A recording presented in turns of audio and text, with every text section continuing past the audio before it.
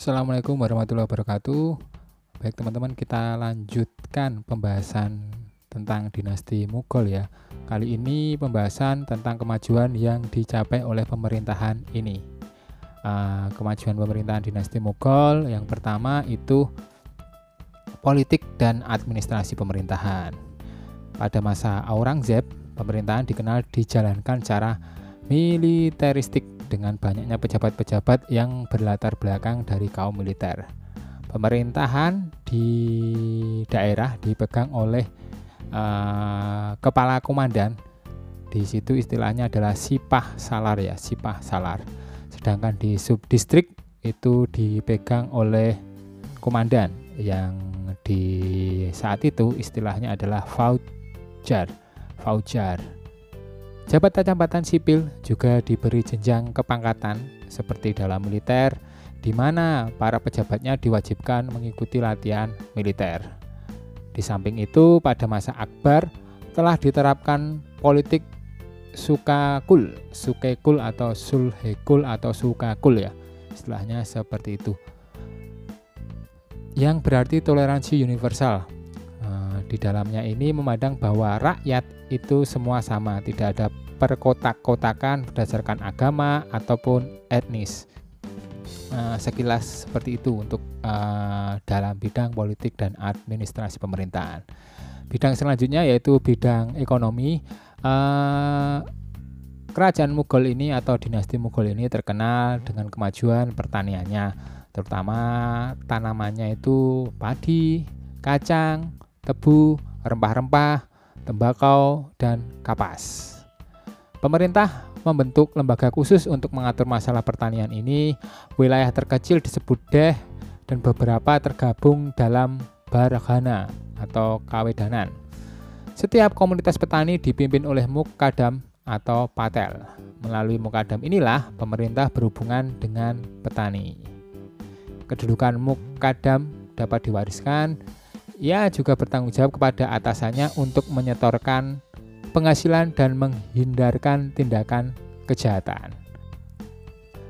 Perdagangan dan pengolahan industri pertanian mulai berkembang. Pada masa Akbar, konsesi perdagangan diberikan kepada The British East India Company atau EIC ya, yaitu perusahaan Inggris India Timur untuk menjalankan usaha perdagangan di India sejak tahun sekitar 1600-an itu. Mereka mengekspor katun dan busa sutra India, bahkan bahan baku sutra, sendewa, nila dan rempah, juga mengimpor perak dan jenis logam lainnya dalam jumlah besar. Intinya di bidang ekonomi lebih kuat di pertanian ya untuk masa Mughal ini. Di bidang agama ini kita tahu bahwa Akbar adalah raja terbesar dari dinasti Mughal. Namun muncul hal yang menarik pada masa kepemimpinannya, terutama dalam hal agama. India ini dikenal sebagai tempat lahirnya agama Hindu ya. Jadi Mughal ini tidak mudah untuk menjalankan kekuasaan Islam di masyarakat yang mayoritas beragama Hindu. Konflik di latar belakangnya agama kerap muncul pada masa itu. Apalagi ajaran Hindu yang memiliki hierarki kasta membuat beberapa orang dari golongan kasta rendah, ini mungkin Sudra ya, kasta Sudra memilih beralih menjadi Muslim karena tidak ada sistem kasta di dalamnya, seperti di daerah Bengal.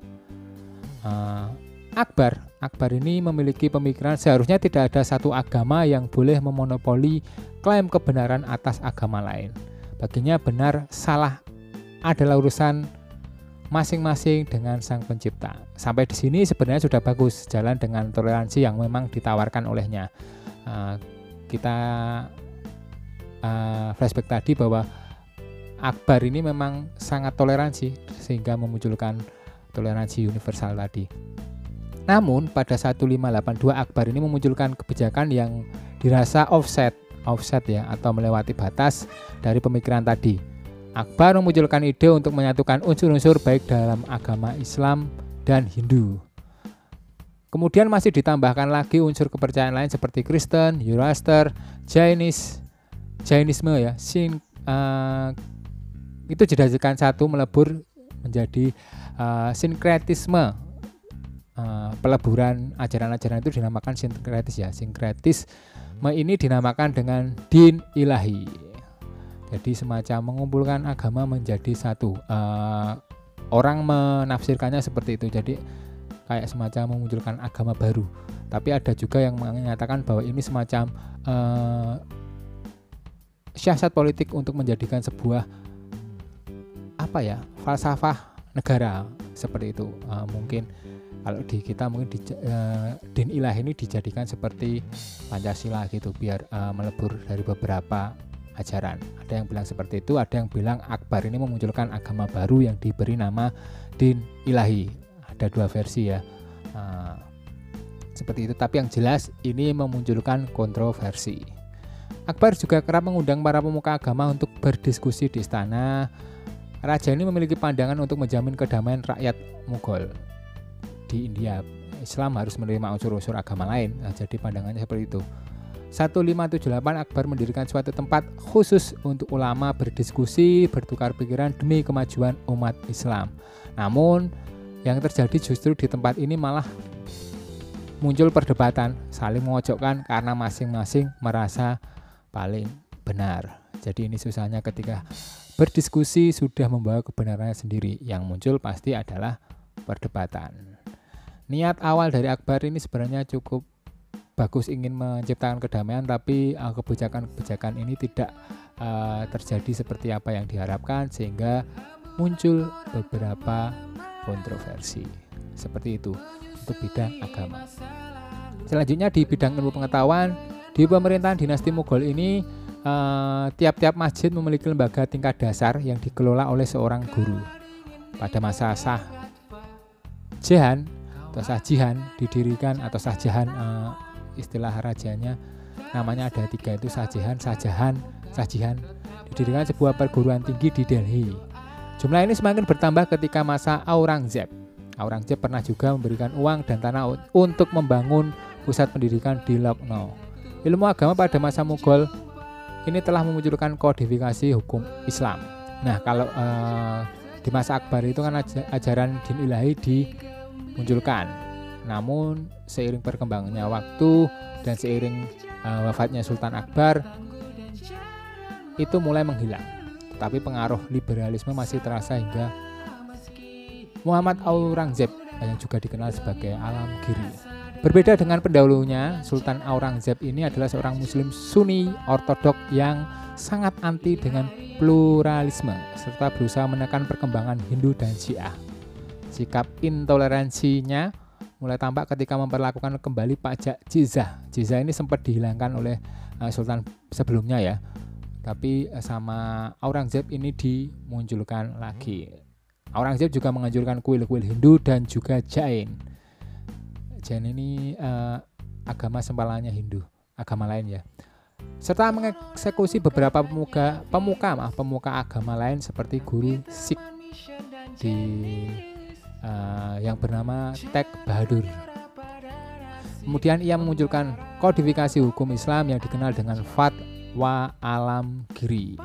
Fatwa Alamgiri ini merupakan kompilasi hukum yang didasari pada mazhab Hanafi. Untuk menyusun fatwa tersebut, Sultan Aurangzeb mengumpulkan 500 fuqaha, yang mana 300 berasal dari dataran Asia Selatan, 100 berasal dari Irak, dan 100 lagi berasal dari Hijaz, Arab ya.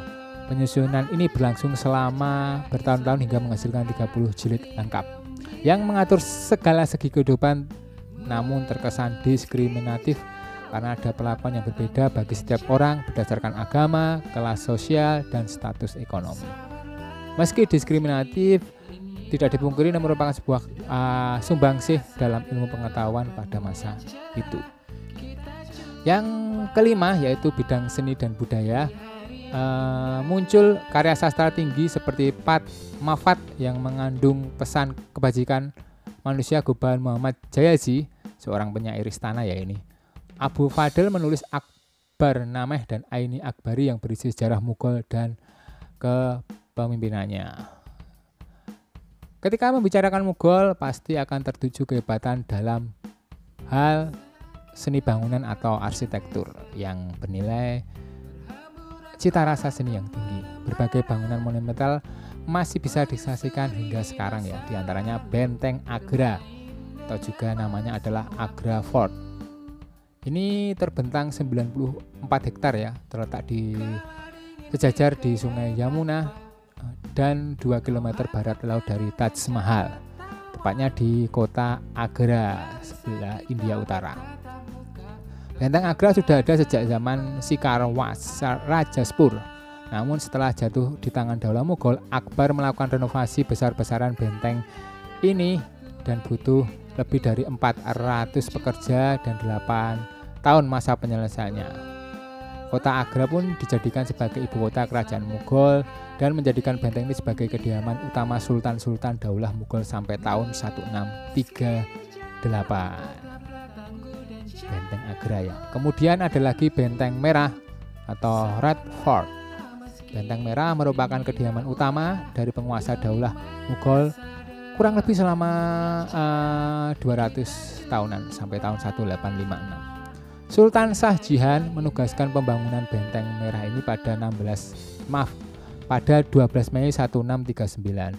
Shah Jahan ini naik takhta sebagai Sultan kelima, terus ia merencanakan pembangunan sebagai pusat pemerintahan baru setelah ibu kota kesultanan pindah dari Agra ke Delhi. Pemilihan warna merah dan putih pada sebagian bangunan di dalam benteng karena kesukaan Sultan. Arsiteknya bernama Ahmad Lahori. Kemudian bangunan ketiga yang sangat terkenal yaitu Taj Mahal. Raja Shah Jahan ini meski sudah memiliki dua istri, namun ia menaruh hati kepada perempuan 14 tahun asal Persia yang sangat cantik yang bernama Banu Begum. 5 tahun Shah Jahan menanti akhirnya dapat menikahi Banu Begum yang kemudian setelah menjadi permaisurinya, ia berubah namanya menjadi Mumtaz Mahal. Mumtaz Mahal ini merupakan cinta sejati dari Shah Jahan. Beberapa orang meyakini bahwa Taj Mahal dibangun atas permintaan Mumtaz Mahal kepada suaminya. Mumtaz pernah menyampaikan keinginannya agar Shah Jahan mendirikan sebuah bangunan yang nantinya menjadi makamnya dan Shah Jahan bisa rutin menziarahinya. Pasca melahirkan Gaura Begum, jadi Mumtaz setelah melahirkan Gaura Begum anak ke-14-nya, Mumtaz ini meninggal dunia. Hati Shah Jahan itu hancur lebur. Saking dalam kesedihannya, Shah Jahan ini katanya enggan beraktivitas normal sampai 2 tahun. Suasana duka ini berlangsung sampai tahun 1633. Shah Jahan sudah mulai menyuruh orang-orang untuk membangun Taj seperti wasiat dari Mumtaz istrinya. Pembangunan Taj Mahal kurang lebih selama 22 tahun. Ia merupakan simbol cinta Shah Jahan sehingga pembangunan pun tidak main-main. Di kerajaan kurang lebih 200 orang dari India, Ottoman Turki, dan Persia, dan beberapanya memiliki keahlian seperti arsitek, ahli kaligrafi, ahli pemahat, ahli batu, dan lain-lain. Gajah juga dikerahkan di pembangunan ini untuk mengangkut material. Kemauan Taj Mahal bisa dilihat sampai sekarang seperti dalam visual ini. Mungkin kapan-kapan semoga bisa melihat langsung ya. Jadi Taj Mahal adalah simbol bangunan cinta. Di sini dapat lihat bagaimana kalau sudah cinta, orang bisa melakukan segalanya. Bisa oleng juga, karena yang selama ini dijadikan tempat bersandar harus tiada. Bangunan terakhir yang cukup terkenal adalah Jama' Masjid, merupakan salah satu masjid terbesar di India. Masjid ini dibangun oleh Sultan Shah Jahan lagi antara 1644-1656. Masjid ini menjadi masjid kerajaan sampai akhir periode Mughal. Masjid ini mampu menampung infonya 25.000 jamaah. Melihat kemegahan bangunan-bangunan tersebut, tidak heran jika Daulah Mughal disebut sebagai salah satu daulah yang berjaya di abad ke-17. Demikian untuk bangunan-bangunan dari peninggalan dari kerajaan Mughal. Terakhir kita membahas tentang kemunduran dinasti Mughal, hancurnya sekitar 1858. Faktor yang menyebabkan mungkin sikatnya adalah 1. Pembinaan kekuatan militer yang mengalami stagnasi, jadi cuma gitu-gitu aja. Selain itu, di masa itu militer Inggris sudah mulai menancapkan kekuatannya dan tak bisa terpantau dengan baik oleh kekuatan Mughal. Kedua, kemerosotan moral dan gaya hidup hedonis di kalangan elit politik sehingga mengganggu keuangan negara. Ketiga,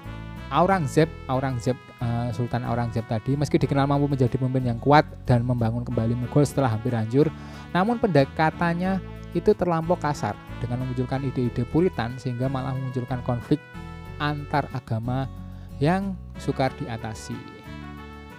Faktor keempat yaitu pewaris tahta kerajaan paruh akhir itu figur-figurnya lemah di bidang kepemimpinan. Terakhir, faktor kelima, terjadi pemberontakan di mana-mana seperti pemberontakan kaum Sikh di utara, pemberontakan kaum Muslim di timur, dan gerakan separatis Hindu di bagian tengah. Keadaan ini semakin diperparah ketika muncul invasi Inggris melalui East India Company atau EIC. Demikian teman-teman pembahasan kita tentang masa keemasan dan kehancuran dinasti Mughal. Jika ada pertanyaan silahkan ditulis di kolom komentar. Jika sudah paham juga ditulis di kolom komentar dengan menyebut nama dan kelas ya. Untuk minggu depan insya Allah kita bab Turki Utsmani dan dinasti Mughal. Silahkan dibaca buku PDF-nya dari Kemenak yang sudah tak share di bahan ajar. Silahkan juga direview kembali video-video penjelasan saya di YouTube ini.